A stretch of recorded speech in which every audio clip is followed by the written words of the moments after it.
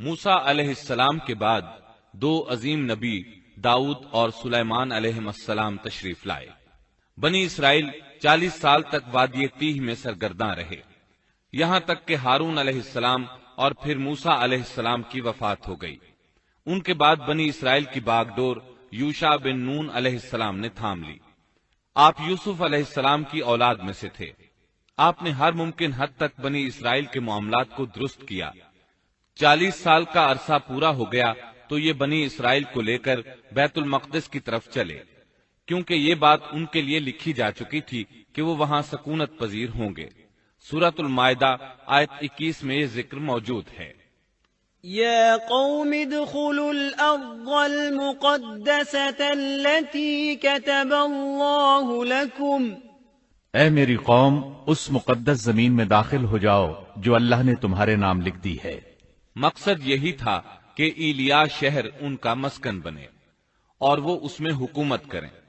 انہیں میدان تیہ میں محصور ہونے کی سزا اس بنا پر ملی تھی کہ وہ یہاں کے زبردست اور جنگجو لوگوں سے ڈر کر شہر میں داخل نہیں ہوئے تھے۔ 40 سال تک واعظ و نصیحت کی وجہ سے وہ اس میں داخل ہونے کا پختہ عزم کر چکے تھے، اس لیے شہر میں داخل ہو گئے۔ پچھلے حکم کا انکار کرنے والے اور بچڑے کی پوجا کرنے والے ہٹ دھرم لوگ مر کھپ چکے تھے۔ اس وقت کے لوگ ان کی نسل سے پیدا ہوئے تھے۔ ان میں ایک بھی شخص ایسا نہیں تھا جس نے بچڑے کی عبادت کی ہو۔ جب یہ لوگ یوشع بن نون علیہ السلام کی قیادت میں مقدس شہر کی طرف جہاد کے لیے چلے اور وہاں پہنچے تو دشمن ابھی تک موجود تھا۔ بنی اسرائیل نے 6 ماہ تک ان کا محاصرہ جاری رکھا۔ وہ زبردست جنگجو قوم تھی۔ بنی اسرائیل سے ان کا آخری معرکہ جمعے کے دن ہوا۔ یہ لوگ ہفتے کو لڑائی نہیں کرتے تھے کیونکہ یہ دن ان کی عبادت کا تھا۔ اس دن عبادت کے علاوہ ہر کام حرام تھا، لڑائی بھی ممنوع تھی۔ عصر کے وقت معرکہ ہوا۔ بنی اسرائیل بڑی حد تک کامیابی حاصل کرتے آگے بڑھتے چلے گئے، لیکن اسی وقت سورج غروب ہونے کا وقت ہو گیا۔ اس طرح صورتحال نازک ہو گئی۔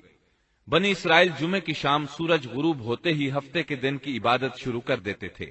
اب اگر سورج غروب ہو جاتا تو وہ لڑائی بند کرنے پر مجبور ہو جاتے۔ اس طرح ان کی فتح درمیان میں رہ جاتی۔ اس موقع پر یوشع بن نون علیہ السلام نے سورج کی طرف دیکھا اور بولے، إنك مأمورة وأنا مأمور۔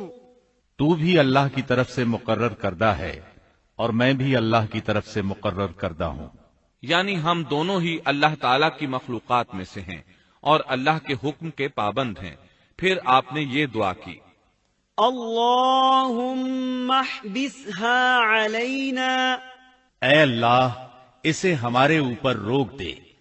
رسول اکرم صلی اللہ علیہ وسلم کا فرمان امام احمد رحمت اللہ علیہ نے بیان کیا ہے۔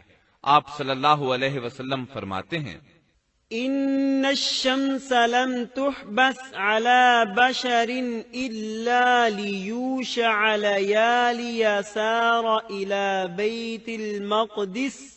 سورج کسی بشر کے لیے نہیں روکا گیا سوائے یوشع بن نون کے۔ جبکہ انہوں نے بیت المقدس کی طرف سفر شروع کیا تو ان دنوں میں یہ واقعہ رونما ہوا۔ سورج کا اسی جگہ رک جانا اللہ تعالیٰ کا ایک عظیم معجزہ تھا۔ سورج اس وقت تک رکا رہا جب تک کہ فتح حاصل نہ ہو گئی اور وہ بیت المقدس میں داخل نہ ہوئے۔ یوشع علیہ السلام نے انہیں حکم دیا کہ رکوع کی حالت میں دروازے سے گزرو اور زبان سے کہو حطۃ، اے اللہ ہمارے گناہ معاف فرما دے۔ مطلب یہ تھا کہ گزشتہ سالوں میں ہم سے جو غلطیاں ہوئیں ان سے ہمیں پاک فرما۔ اللہ تعالیٰ سورۃ البقرہ آیت 58 میں فرماتے ہیں، وَإِذْ قُلْنَا ادْخُلُوا هَٰذِهِ الْقَرْيَةَ فَكُلُوا مِنْهَا حَيْثُ شِئْتُمْ رَغَدًا وَادْخُلُوا الْبَابَ سُجَّدًا وَقُولُوا حِطَّةٌ نَغْفِرْ لَكُمْ خَطَايَاكُمْ وَسَنَزِيدُ الْمُحْسِنِينَ۔ اور اس وقت کو یاد کرو جب ہم نے تم سے کہا کہ اس بستی میں داخل ہو جاؤ اور جو کچھ جہاں کہیں سے چاہو با فراغت کھاؤ پیو اور دروازے میں سجدے کرتے ہوئے گزرو اور زبان سے حطۃ کہو، ہم تمہاری خطائیں معاف کر دیں گے اور نیکی کرنے والوں کو اور زیادہ عطا کریں گے۔ القدس فلسطین کا دارالخلافہ تھا، یہاں ہر طرف سے پھل آتے تھے، خود بھی زرخیز علاقہ تھا۔ اللہ تعالیٰ نے فرمایا، جو جی چاہتا ہے کھاؤ پیو۔ جب اس نئی نسل کو یہ حکم ملا تو اپنے آباء و اجداد کی طرح انہوں نے بھی نافرمانی شروع کر دی۔ ان کے دلوں میں ایمان تو تھا لیکن مضبوط نہیں تھا، اسی وجہ سے وہ یوشع علیہ السلام کے ساتھ مذاق کرنے لگے اور ہتتن کی بجائے ہنتتن فی شعرتن کہنا شروع کر دیا۔ اس کا مطلب ہے گندم اپنی بالی کے اندر، اور بغیر سجدہ کیے اندر داخل ہو گئے۔ اس بارے میں اللہ تعالیٰ سورۃ البقرہ آیت 59 میں فرماتے ہیں، فبدل الذين ظلموا قولا غير الذي قيل لهم، ان ظالموں نے اس بات کو جو ان سے کہی گئی تھی بدل ڈالا۔ اس بات سے ان کی ہٹ دھرمی اور سرکشی کا بخوبی اندازہ لگایا جا سکتا ہے، اور اس بات کا بھی اندازہ لگایا جا سکتا ہے کہ احکام الہی کے ساتھ استہزاء و مذاق ان کے لیے معمولی حیثیت رکھتا تھا۔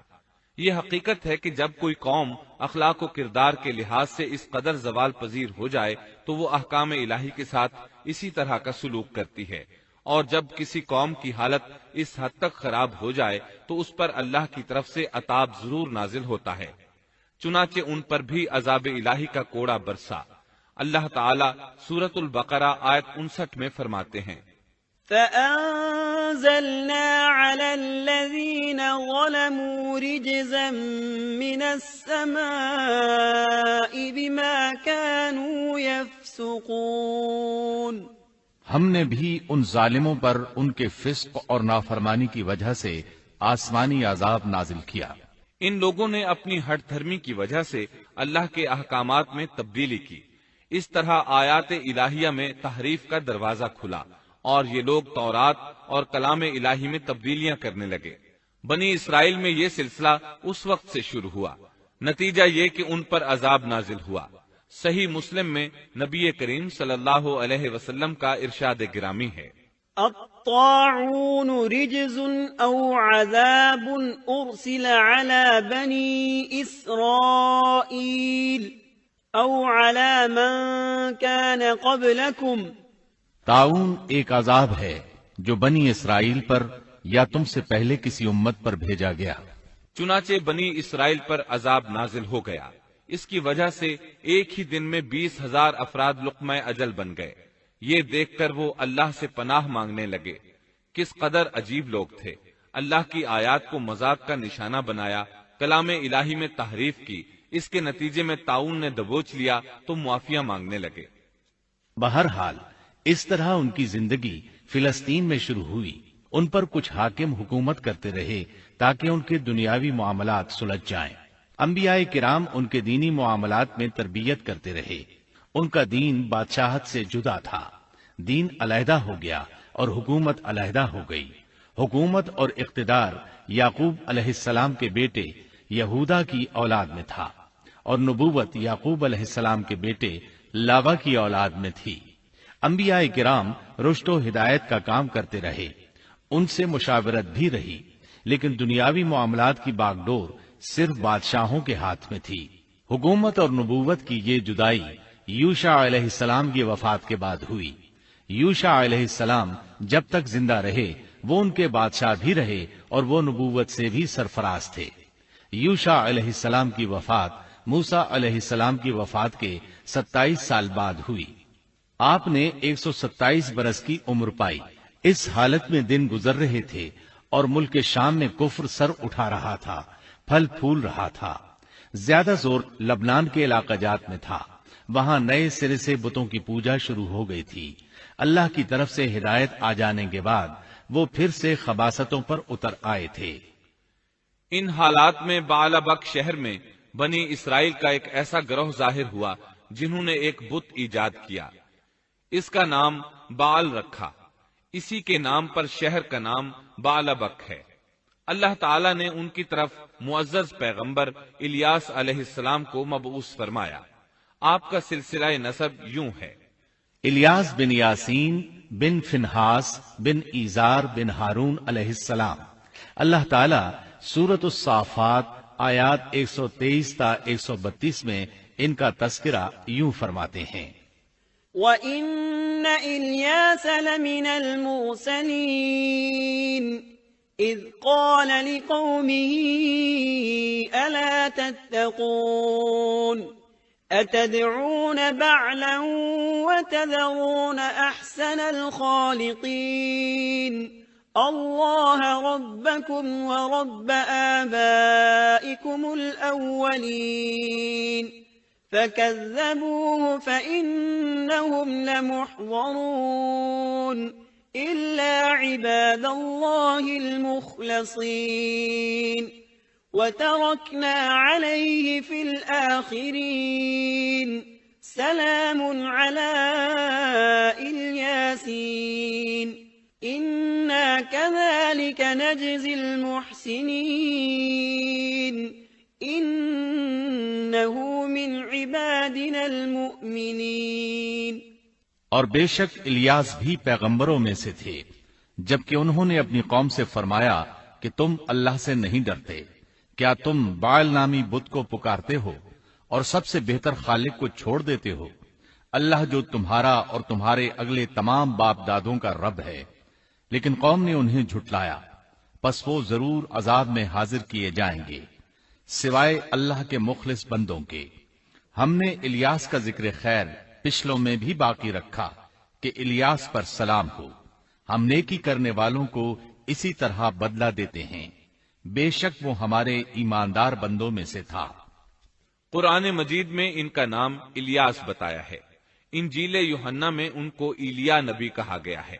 بعض آثار میں ہے کہ الیاس اور ادریس ایک ہی نبی کے دو نام ہیں، لیکن یہ بات درست نہیں، کیونکہ اول تو یہ آثار سند کے اعتبار سے قوی نہیں، دوسرا یہ کہ قرآن مجید نے سورۃ الصافات اور سورۃ الانعام میں الیاس علیہ السلام کے جو حالات اور اوصاف بیان کیے ہیں ان میں کسی ایک جگہ بھی یہ اشارہ نہیں ملتا کہ الیاس علیہ السلام کو ادریس بھی کہا جاتا ہے، اور نہ ہی سورۃ الانبیاء میں جہاں ادریس علیہ السلام کا تذکرہ ہے کوئی ایسا اشارہ ملتا ہے کہ ان کو الیاس بھی کہا جاتا ہے۔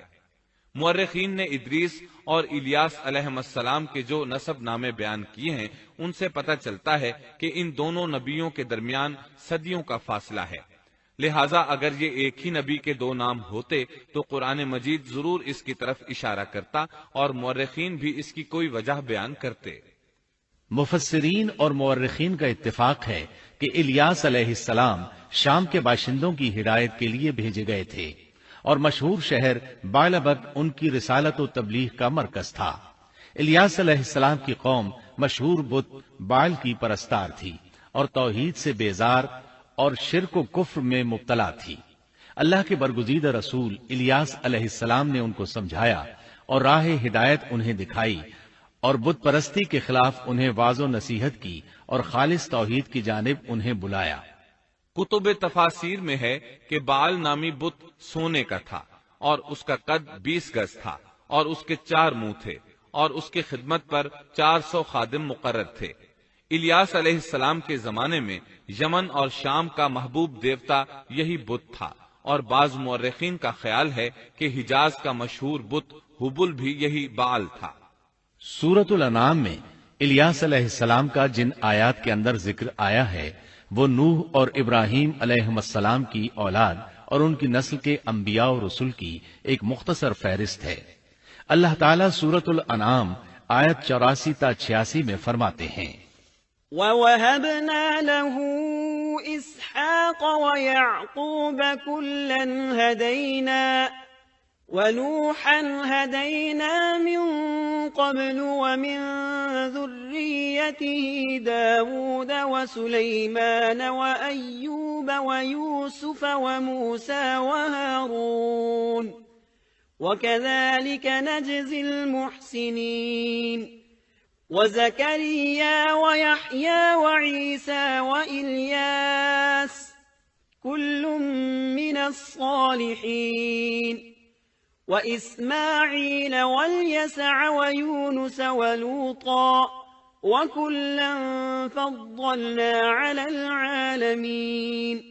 اور ہم نے ان کو اسحاق دیا اور یعقوب، ہر ایک کو ہم نے ہدایت کی اور پہلے زمانے میں ہم نے نوح کو ہدایت کی اور ان کی اولاد میں سے داؤد کو اور سلیمان کو اور ایوب کو اور یوسف کو اور موسیٰ کو اور ہارون کو، اور اسی طرح ہم نیک کام کرنے والوں کو جزا دیا کرتے ہیں، اور نیز زکریا کو اور یحییٰ کو اور عیسیٰ کو اور الیاس کو، یہ سب نیک لوگوں میں سے تھے، اور نیز اسماعیل کو اور یسع کو اور یونس کو اور لوط کو، اور ان میں سے ہر ایک کو تمام جہان والوں پر ہم نے فضیلت دی۔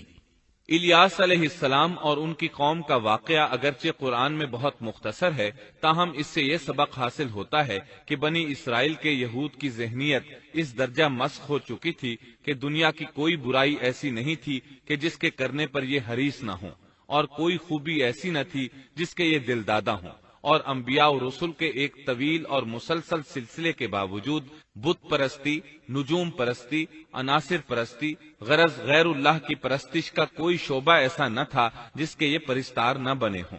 قرآن مجید میں بنی اسرائیل سے متعلقہ واقعات میں جہاں ان کی بدبختی اور کجروی پر روشنی پڑتی ہے، وہاں ہمیں یہ نصیحت و عبرت بھی حاصل ہوتی ہے کہ اب جبکہ انبیاء و رسول کا سلسلہ ختم ہو چکا اور خاتم النبیین کی نبوت اور قرآن مجید کے آخری پیغام نے اس سلسلے کو ختم کر دیا، تو ہمارے لیے ازحد ضروری ہے کہ بنی اسرائیل کی مسخ فطرت اور تباہ ذہنیت کے خلاف احکام الہی کو مضبوطی سے پکڑیں اور ان میں ہیلا سازی اور ٹیڑھ پن سے کام نہ لیں، ان کی خلاف ورزی کی جرات نہ کریں، اور ہمارا شیوا سپرد و تسلیم ہونا چاہیے، نہ کہ انکار و انحراف۔ اسلام کے یہی اور صرف یہی معنی ہے۔ الیاس علیہ السلام کے بعد یسع علیہ السلام تشریف لائے۔ اللہ تعالیٰ نے ان کا ذکر سورۃ الانعام آیت 86 میں فرمایا ہے، وَإِسْمَاعِيلَ وَالْيَسَعَ وَيُونُسَ وَلُوطًا وَكُلًّا فَضَّلْنَا عَلَى الْعَالَمِينَ، اور اسماعیل کو اور یسع کو اور یونس کو اور لوط کو اور ان میں سے ہر ایک کو تمام جہان والوں پر ہم نے فضیلت دی۔ اسی طرح سورہ صاد آیت 48 میں فرمایا، وَاذْكُرْ إِسْمَاعِيلَ وَالْيَسَعَ وَذَا الْكِفْلِ وَكُلٌّ مِّنَ الْأَخْيَارِ، اور اسماعیل، یسع اور ذوالکفل کا بھی ذکر کیجئے، یہ سب بہترین لوگ تھے۔ یسع علیہ السلام بعض مورخین کے نزدیک ہارون علیہ السلام کی اولاد میں سے ہیں، اور بعض کے بقول یوسف علیہ السلام کی نسل سے ہیں، اور یہ الیاس علیہ السلام کے چچا زاد بھائی تھے۔ ان کے باپ کا نام عدی تھا، گویا آپ کا پورا نام یسع بن عدی علیہ السلام تھا۔ یسع علیہ السلام کے بارے میں بھی کسی اہل علم نے تفصیل بیان نہیں کی، صرف اتنا مذکور ہے کہ وہ پیغمبروں میں سے تھے۔ اللہ تعالیٰ نے ان کا قصہ ذکر نہیں فرمایا، نہ صحیح احادیث میں ان کے بارے میں کچھ ذکر آیا ہے، بس اسرائیلی روایات ملتی ہیں۔ یسع علیہ السلام الیاس علیہ السلام کے نائب اور خلیفہ تھے۔ چھوٹی عمر ہی سے ان کی رفاقت میں رہنے لگے تھے، اور ان کی وفات کے بعد اللہ تعالیٰ نے بنی اسرائیل کی ہدایت و رہنمائی کے لیے یسع علیہ السلام کو نبوت سے سرفراز فرمایا، اور انہوں نے الیاس علیہ السلام کے طریقے ہی پر بنی اسرائیل کی رہنمائی فرمائی۔ یہ معلوم نہیں ہو سکا کہ انہوں نے کتنی عمر مبارک پائی اور بنی اسرائیل میں کتنے عرصے تک حق تبلیغ ادا کیا۔ یسع علیہ السلام کی وفات کے بعد بنی اسرائیل بدحالی کا شکار ہو گئے، ان پر جابر حکمران مسلط ہو گئے، انہوں نے دین کو دنیا سے جدا کر دیا، ان حکمرانوں نے خوب ظلم کیا۔ بنی اسرائیل میں سے ہونے کے باوجود وہ بہت بڑے فاسق بن کر سامنے آئے، وہ لوگوں کو اپنا غلام بنا کر رکھتے۔ دوسری طرف بنی اسرائیل کئی مارکوں میں شکست سے دوچار ہوئے۔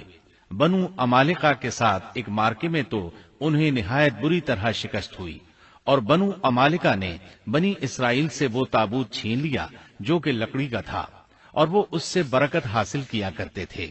اپنے مارکوں اور لڑائیوں میں وہ اس کو ساتھ لے جایا کرتے تھے۔ جب بنی اسرائیل اس کو دیکھتے تو ان پر سکینت بھی نازل ہوا کرتی تھی۔ اس تابوت میں آل موسیٰ اور آل ہارون کے باقی ماندہ آثار تھے۔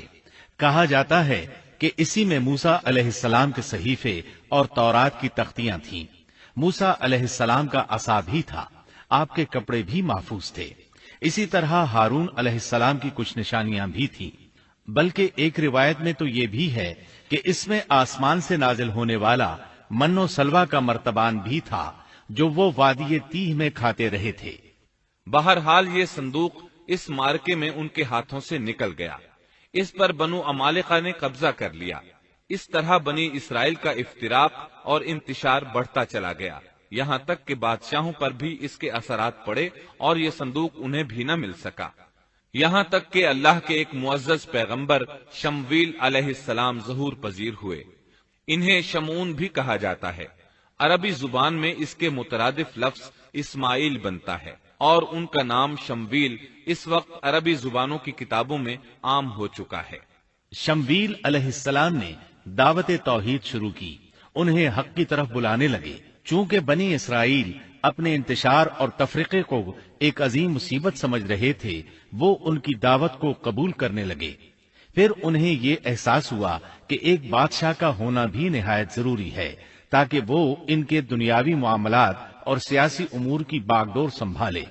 چنانچہ اکٹھے ہو کر شمویل علیہ السلام کے پاس آئے، کہنے لگے، ہم میں سے ایک شخص کو منتخب کر دیجئے جو ہم پر حکومت کرے اور ظالموں سے بدلہ لینے کے لیے جب لڑائی ہو تو وہ ہماری قیادت کرے۔ قرآن کریم میں اس قصے کو بہت وضاحت سے بیان کیا گیا ہے۔ اللہ تعالیٰ سورۃ البقرہ آیت 246 میں فرماتے ہیں، أَلَمْ تَرَ إِلَى الْمَلَإِ مِنْ بَنِي إِسْرَائِيلَ مِنْ بَعْدِ مُوسَى إِذْ قَالُوا لِنَبِيٍّ لَهُمُ ابْعَثْ لَنَا مَلِكًا نُقَاتِلْ فِي سَبِيلِ اللَّهِ قال هل عسيتم إن كتب عليكم القتال ألا تقاتلوا قالوا وما لنا ألا نقاتل في سبيل الله وقد أخرجنا من ديارنا وأبنائنا فلما كتب عليهم القتال تولوا إلا قليلا منهم والله عليم بالظالمين۔ کیا آپ نے موسیٰ کے بعد والی بنی اسرائیل کی جماعت کو نہیں دیکھا جبکہ انہوں نے اپنے پیغمبر سے کہا کہ کسی کو ہمارا بادشاہ بنا دیجئے تاکہ ہم اللہ کی راہ میں جہاد کریں؟ پیغمبر نے کہا، ممکن ہے کہ جہاد فرض ہو جانے کے بعد تم جہاد نہ کرو۔ انہوں نے کہا، بھلا ہم اللہ کی راہ میں جہاد کیوں نہ کریں گے؟ ہم تو اپنے گھروں سے نکالے گئے ہیں اور بچوں سے دور کر دیے گئے ہیں۔ پھر جب ان پر جہاد فرض ہوا تو سوائے تھوڑے سے لوگوں کے سب پھر گئے، اور اللہ ظالموں کو خوب جانتا ہے۔ اللہ تعالیٰ فرما رہے ہیں کہ یہ واقعہ موسیٰ علیہ السلام کے بعد پیش آیا، اور علماء اس پر متفق ہیں کہ یہ شمویل علیہ السلام کا واقعہ ہے۔ بنی اسرائیل کہنے لگے، اے شمویل، ہمارے لیے ایک حاکم مقرر کر دیجئے تاکہ ہم اس کی سربراہی میں علم جہاد بلند کریں اور بنو عمالقہ کو شکست دے کر ان سے انتقام لیں۔ شمویل علیہ السلام اور یوشع علیہ السلام کے درمیان 460 سال کا فاصلہ ہے۔ بنی اسرائیل کو جہاد کیے ایک طویل عرصہ گزر چکا تھا جبکہ وہ فتح یاب ہوئے تھے۔ اس وقت تو وہ بری طرح شکست خوردہ تھے۔ شمویل علیہ السلام کہنے لگے، مجھے تو محسوس ہوتا ہے کہ تم صرف زبان کی حد تک یہ کہہ رہے ہو، جہاد فرض ہونے پر تم پیچھے ہٹ جاؤ گے۔ انہوں نے کہا، یہ کیسے ممکن ہے جبکہ بنو عمالقہ نے ہمیں بہت تکالیف پہنچائی ہیں، ہمیں القدس سے نکال دیا۔ بخت نصر بادشاہ نے ہماری بہت بڑی تعداد کو قتل کیا ہے، لہٰذا ہم تو ان سے ضرور لڑیں گے۔ پھر اللہ تعالیٰ نے شمویل علیہ السلام پر وحی نازل کی کہ جہاد فرض ہو چکا ہے۔ جب بنی اسرائیل نے یہ خبر سنی تو سوائے چند ایک کے سب نے جہاد سے منہ موڑ لیا، اور یہ وہی لوگ تھے جو کچھ دیر پہلے پختہ عہد و پیمان کر رہے تھے کہ ہم جہاد کریں گے۔ شمویل علیہ السلام کے ساتھ رہنے والوں کی تعداد 8000 تھی، جبکہ پیچھے ہٹنے والے لاکھوں کی تعداد میں تھے، اس لیے کہ جب بنی اسرائیل مصر سے آئے تھے تو ان کی تعداد 6 لاکھ تھی، اور اس وقت تک تعداد بہت بڑھ چکی تھی۔ اب جو لوگ جہاد کے لیے تیار ہوئے انہوں نے پوچھا کہ ہماری قیادت کون کرے گا؟ شمویل علیہ السلام نے انہی میں سے ایک شخص طالوت کو منتخب کیا۔ तालूत बिन कैश याकूब अलैहिस्सलाम के बेटे बिन्यामीन की नस्ल से था। तालूत से पहले बनी इसराइल के जितने बादशाह थे तमाम के तमाम यहूदा बिन याकूब की नस्ल से थे। बनी इसराइल को बहुत ताज्जुब हुआ। उन्हें उम्मीद थी कि उनका बादशाह यहूदा की नस्ल से होगा, लेकिन हो गया बिन्यामीन की नस्ल से। चुनांचे उन्होंने उसे तस्लीम करने से इनकार कर दिया और आगे से बातिल तावीलात करने लगे। अल्लाह ताला सूरतुल बकरा आयत 247 में फरमाते हैं, وقال لهم نبيهم إن الله قد بعث لكم طالوت ملكا قالوا أنى يكون له الملك علينا ونحن أحق بالملك منه ولم يؤت سعة من المال قال إن الله اصطفاه عليكم وزاده بسطة في العلم والجسم والله يؤتي ملكه من يشاء واللہ واسع علیم۔ اور ان سے ان کے نبی نے فرمایا کہ اللہ تعالیٰ نے طالوت کو تمہارا بادشاہ بنا دیا ہے، تو وہ کہنے لگے کہ بھلا اس کی ہم پر حکومت کیسے ہو سکتی ہے؟ اس سے تو کہیں زیادہ بادشاہت کے حقدار ہم ہیں، اس کو تو مال میں فراخی بھی نہیں عطا کی گئی ہے۔ نبی نے فرمایا، سنو، اللہ تعالیٰ نے اسی کو تم پر برگزیدہ کیا ہے، اسے علمی اور جسمانی برتری بھی عطا فرمائی ہے۔ بات یہ ہے کہ اللہ جسے چاہے اپنا ملک دے، اللہ تعالیٰ کشادگی والا، علم والا ہے۔ طالوت ایک غریب آدمی تھا، مالی حیثیت بھی اچھی نہیں تھی، چمڑوں کو رنگ کر پیٹ پالتا تھا، لیکن اس وقت علم و حکمت میں اس کا کوئی ثانی نہیں تھا، اور جسمانی ڈیل ڈول بھی اس قدر تھا کہ جو ایک بار دیکھتا ہی رہ جاتا۔ اللہ نے اسے بہت اچھا جسم اور اعضاء عطا فرمائے تھے، رنگ بھی سفید تھا، لیکن چونکہ وہ یہودا کی نسل سے نہیں تھا، اس لیے وہ کہنے لگے اس کی نسبت تو ہم زیادہ حقدار ہیں کہ بادشاہ بنے۔ ان کی بات کا جواب شمویل علیہ السلام نے یہ دیا کہ یہ انتخاب میرا نہیں، اللہ تعالیٰ کا ہے، اور بادشاہت کے لیے عقل اور جسمانی طاقت کی ضرورت ہوتی ہے۔ بادشاہت یوں بھی اللہ کے اختیار میں ہے، جسے چاہے عطا کر دے۔ یہ سن کر ان میں سے اکثر نے لڑنے سے انکار کر دیا، اللہ کے نبی کی اطاعت بھی چھوڑ گئے۔ اس نازک موقع پر شمویل علیہ السلام نے ان سے کہا، اگر میں تمہارے پاس کوئی ایسا نشان اور معجزہ لے آؤں جو ثابت کر دے کہ یہ اللہ کا انتخاب ہے، تو کیا تم میری باتوں پر یقین کر لو گے؟ وہ کہنے لگے، جی ہاں۔ چنانچہ اللہ نے انہیں ایک معجزہ عطا فرمایا۔ اس کا ذکر سورۃ البقرہ آیت 248 میں آیا ہے۔ وقال لهم نبيهم إن آية ملكه أن يأتيكم التابوت فيه سكينة من ربكم وبقية مما ترك آل موسى وآل هارون تحمله الملائكة إن في ذلك لآية لكم إن كنتم مؤمنين۔ ان کے نبی نے ان سے پھر کہا کہ اس کی بادشاہت کی ظاہری نشانی یہ ہے کہ تمہارے پاس وہ صندوق آ جائے گا جس میں تمہارے رب کی طرف سے دل جمعی ہے، اور آل موسیٰ اور آل ہارون کا بقیہ ترکہ ہے، فرشتے اسے اٹھا کر لائیں گے۔ یقیناً یہ تو تمہارے لیے کھلی دلیل ہے اگر تم ایماندار ہو۔ اس آیت میں اللہ تعالیٰ نے شمویل علیہ السلام کی نبوت اور طالوت کی بادشاہی ثابت کرنے کے لیے نازل ہونے والے معجزے اور علامات کا ذکر کیا ہے، یعنی وہ تابوت جسے بنو عمالقہ نے چھین لیا تھا وہ واپس آ جائے گا اور فرشتے اسے اٹھا کر لائیں گے۔ چنانچہ لوگوں کے دیکھتے ہی دیکھتے اللہ کے فرشتوں نے اس تابوت کو لا کر طالوت کے سامنے پیش کر دیا۔ یہ معجزہ دیکھ کر وہ مطیع ہو گئے۔ اب طالوت ان لشکروں کو لے کر دشمن کی طرف بڑھے۔ اللہ تعالیٰ سورۃ البقرہ آیت 249 میں فرماتے ہیں، فلما فصل طالوت بالجنود قال إن الله مبتليكم بنهر فمن شرب منه فليس مني ومن لم يطعمه فإنه مني إلا من اغترف فاقترف غرفة بيده فشربوا منه إلا قليلا منهم. جب طالوت لشکروں کو لے کر نکلے تو کہا، سنو، اللہ تمہیں ایک نہر سے آزمانے والا ہے، جس نے اس میں سے پانی پی لیا وہ میرا نہیں، اور جو اسے نہ چکھے گا وہ میرا ہے. ہاں یہ اور بات ہے کہ اپنے ہاتھ سے ایک چلو بھر لے، لیکن سوائے چند کے باقی سب نے پانی پی لیا. جب طالوت نے سفر شروع کیا تو راستے میں ایک نہر آ گئی. ادھر لشکر پیاسا تھا.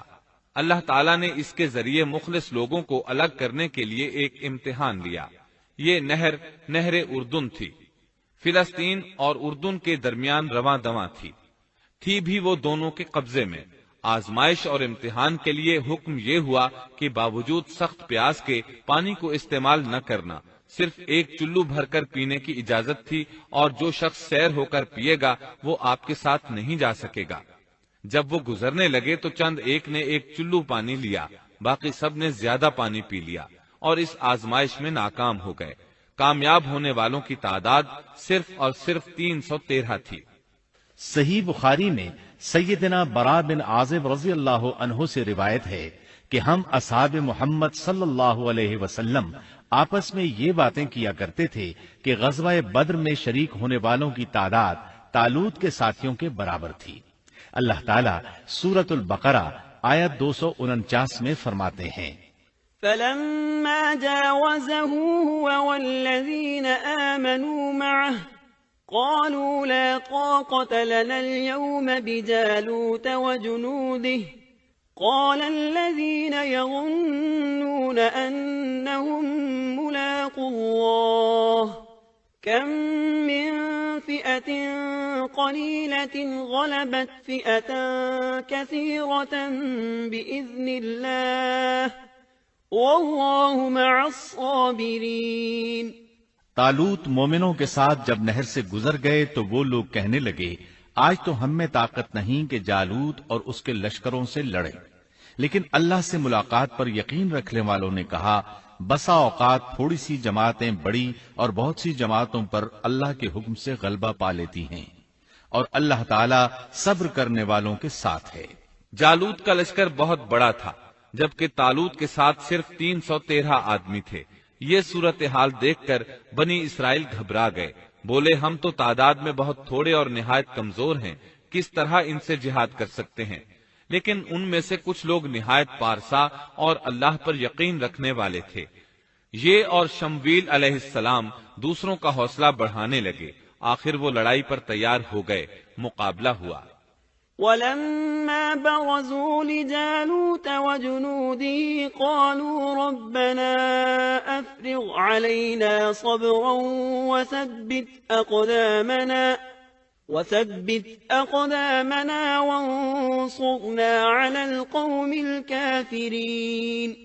اور جب ان کا جالوت سے اور اس کے لشکر سے مقابلہ ہوا تو انہوں نے دعا مانگی کہ اے پروردگار، ہمیں صبر دے، ثابت قدمی دے اور کفار کے مقابلے میں ہماری مدد فرما.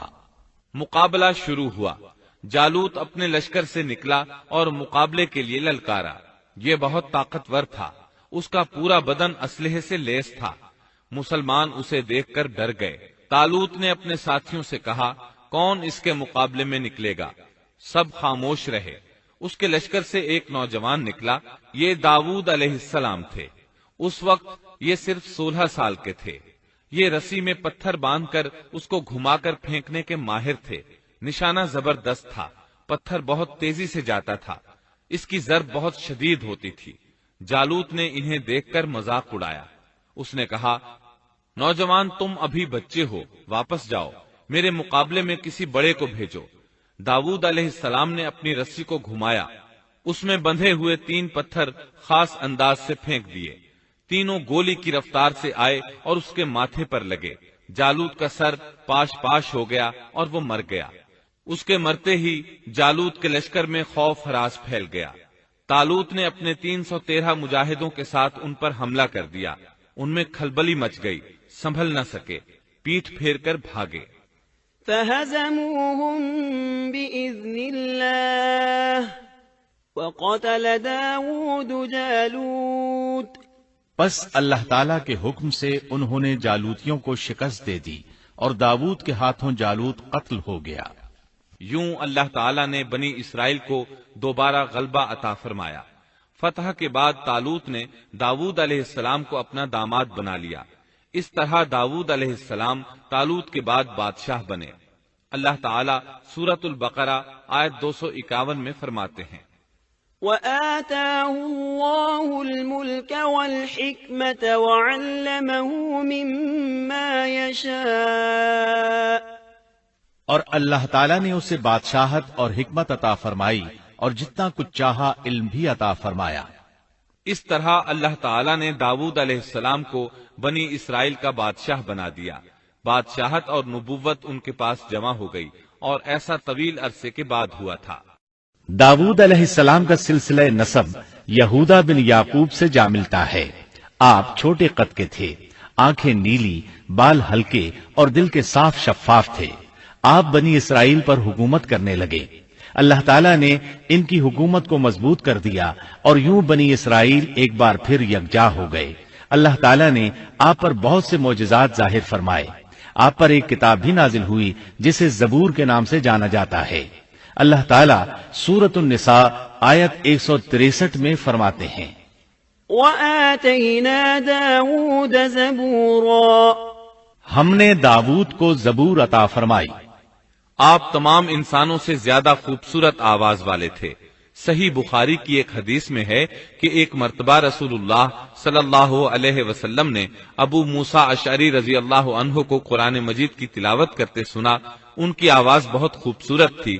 آپ ان کی قرات توجہ سے سننے لگے، پھر آپ نے فرمایا، یا ابا موسیٰ لقد اوتیت مزمارا من مزامیر آل داود، اے ابو موسیٰ، تجھے داؤد علیہ السلام جیسی بہترین آواز عطا کی گئی ہے۔ اللہ تعالیٰ نے آپ کی آواز کو بھی ایک معجزہ بنا دیا، اور وہ ایسے کہ جب داؤد علیہ السلام زبور کی تلاوت کرتے تو پہاڑ اس کو سن کر آپ کے ساتھ تسبیح شروع کر دیتے، اور جب پرندے یہ آواز سنتے تو ان کے پاس آ کر اپنی گردنیں جھکا کر بیٹھ جاتے اور تسبیح میں ان کے ساتھ شامل ہو جاتے، اپنی جگہ سے حرکت بھی نہ کرتے۔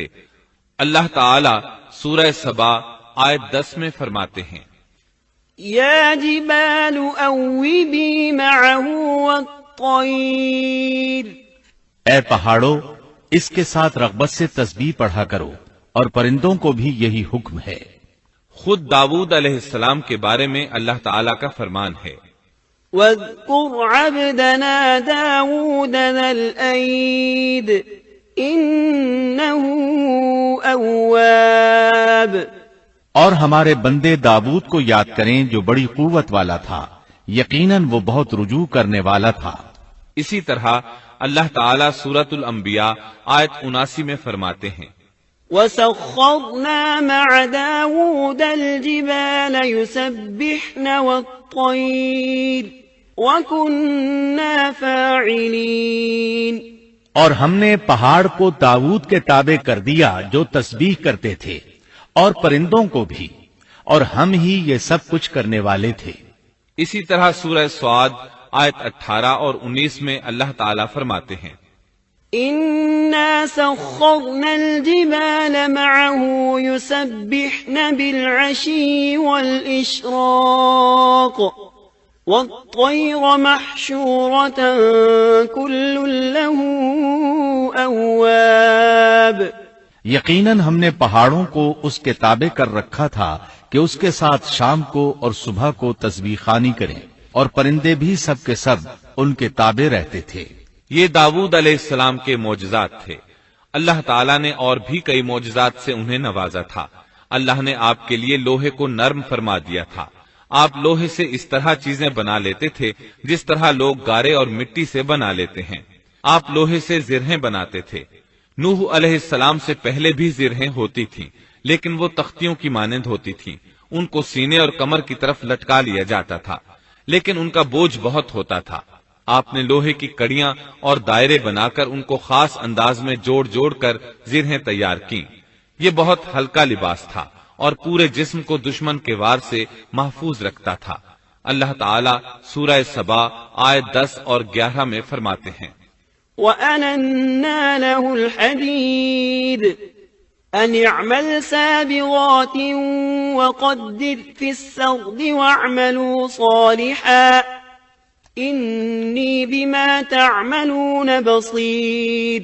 اور ہم نے اس کے لیے لوہا نرم کر دیا کہ تو پوری پوری زرہیں بنا اور جوڑوں میں اندازہ رکھ، تم سب نیک کام کیا کرو، یقین مانو کہ میں تمہارے اعمال دیکھ رہا ہوں۔ ان آیات میں اللہ تعالیٰ فرماتے ہیں کہ داؤد علیہ السلام کو ہم نے حکم دیا کہ زرہیں لوگوں کے لیے نہایت موزوں ہونی چاہیے، ان کی کڑیوں کو بڑے مناسب انداز میں جوڑنا، نہ اس قدر موٹی ہوں کہ ان کا وزن بڑھ جائے، نہ اس قدر پتلی کہ جلد کٹ جائیں اور اپنا مقصد پورا نہ کر سکیں۔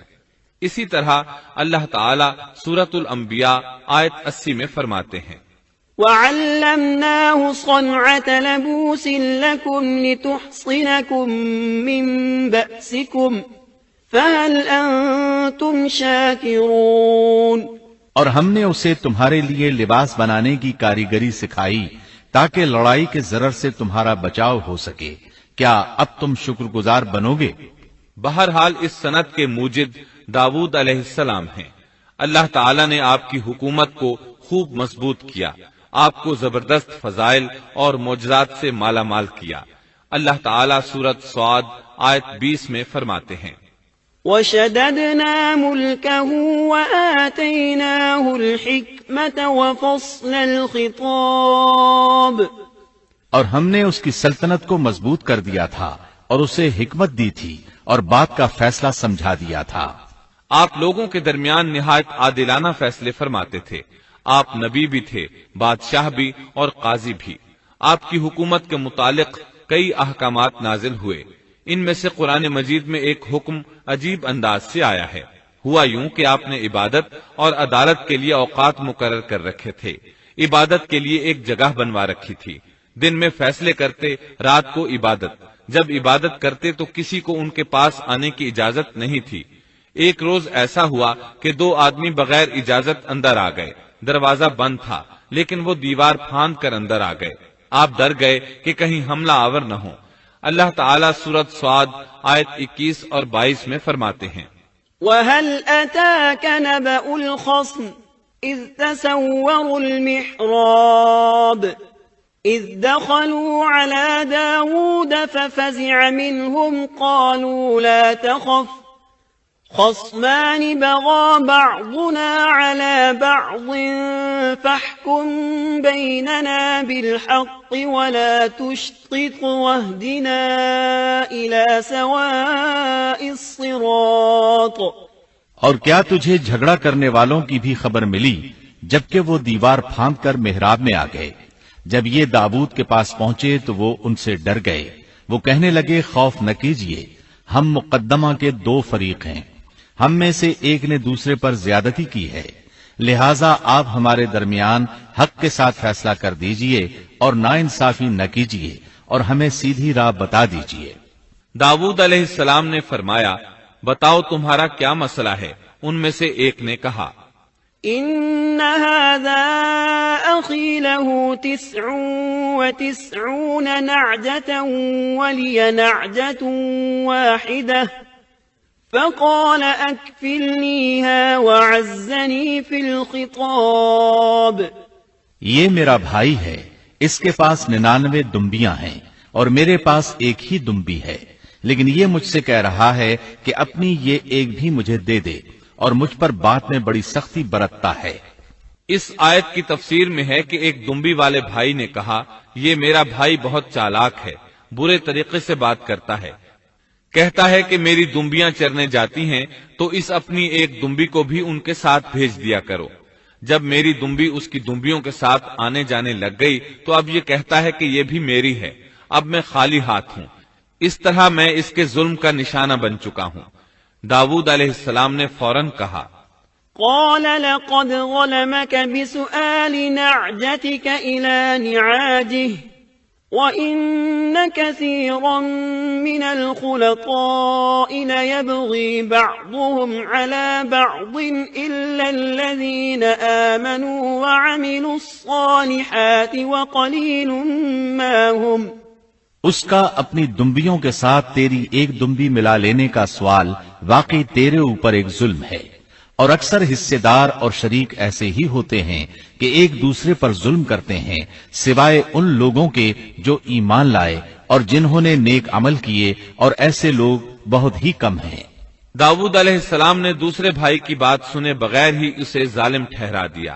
آپ کا فیصلہ سنتے ہی دوسرا بول اٹھا، آپ نے میری بات تو سنی ہی نہیں اور فیصلہ دے دیا، پہلے آپ میری بات تو سنتے۔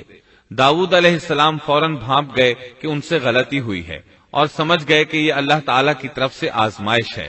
آپ نے فوراً توبہ کی، اللہ کی طرف رجوع کیا اور استغفار کرنے لگے۔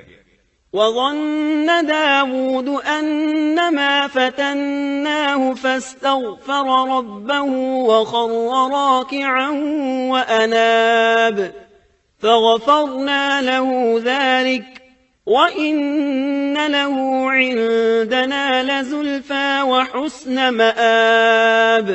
اور داؤد سمجھ گئے کہ ہم نے انہیں آزمایا ہے، پھر تو اپنے رب سے استغفار کرنے لگے اور عاجزی کرتے ہوئے سجدے میں گر پڑے اور پوری طرح رجوع کیا، پس ہم نے بھی ان کا وہ قصور معاف کر دیا، یقیناً وہ ہمارے نزدیک بڑے مرتبے والے اور بہت اچھے ٹھکانے والے ہیں۔ اس کے بعد اللہ تعالیٰ سورۃ صاد آیت 26 میں فرماتے ہیں، يا داود إنا جعلناك خليفة في الأرض فاحكم بين الناس بالحق ولا تتبع الهوى فيضلك عن سبيل الله إن الذين يضلون عن سبيل الله لهم عذاب شديد بما نسوا يوم الحساب۔ اے داؤد، ہم نے تمہیں زمین میں خلیفہ بنا دیا، تم لوگوں کے درمیان حق کے ساتھ فیصلہ کیا کرو اور اپنی نفسانی خواہش کی پیروی نہ کرو، ورنہ وہ تمہیں اللہ کی راہ سے بھٹکا دے گی۔ یقیناً جو لوگ اللہ کی راہ سے بھٹک جاتے ہیں ان کے لیے سخت عذاب ہے، اس لیے کہ انہوں نے حساب کے دن کو بھلا دیا ہے۔ اس طرح داؤد علیہ السلام اللہ تعالیٰ کے اس فرمان کے مطابق فیصلے کرنے لگے۔ اللہ کے ہاں ان کا احترام اور اکرام اور بڑھ گیا۔ آپ کثرت سے روزے رکھتے اور خوب عبادت کرتے۔ آپ اس وقت تمام انسانوں سے بڑھ کر اللہ کی عبادت کرنے والے تھے۔ امام بخاری نے ایک حدیث نقل کی ہے جس کے الفاظ کچھ اس طرح ہیں، احب الصلاة الى اللہ صلاة داود واحب الصيام الى اللہ صيام داود وكان ينام نصف الليل ويقوم ثلثه وينام سدسه وكان يصوم يوما ويفطر يوما ولا يفر اذا لاقا۔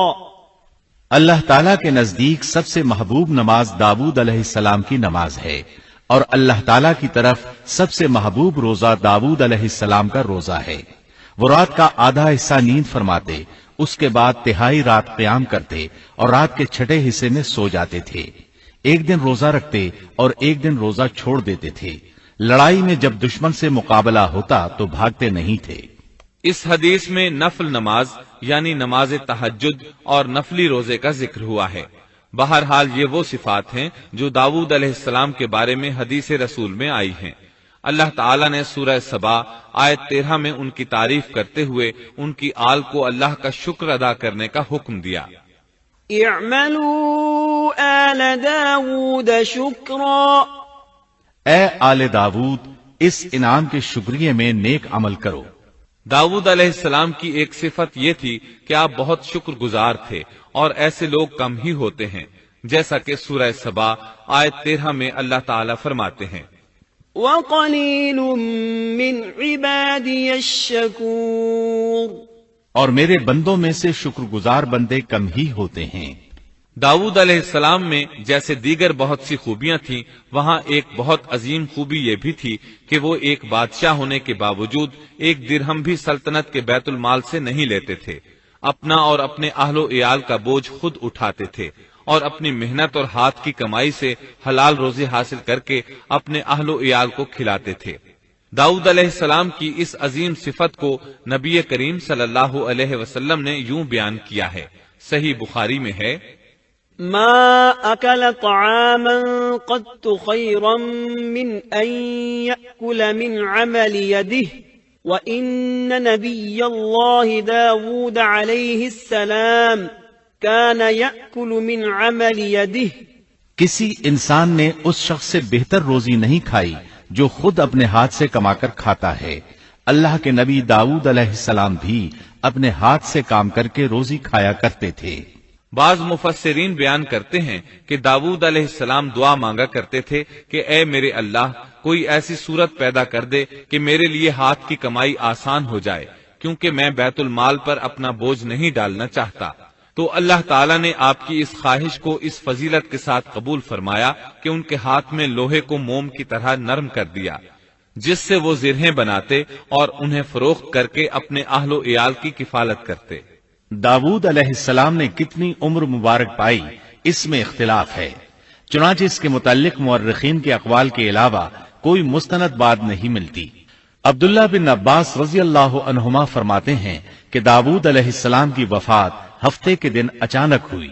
وہ ہفتے کے دن مقررہ عبادت میں مشغول تھے اور پرندے قطارے باندھے ان پر سایہ فگن تھے کہ اچانک اس حالت میں ان کا انتقال ہو گیا۔ اس کے بعد آپ کے فرزند ارجمند نے امور سلطنت کو سنبھال لیا۔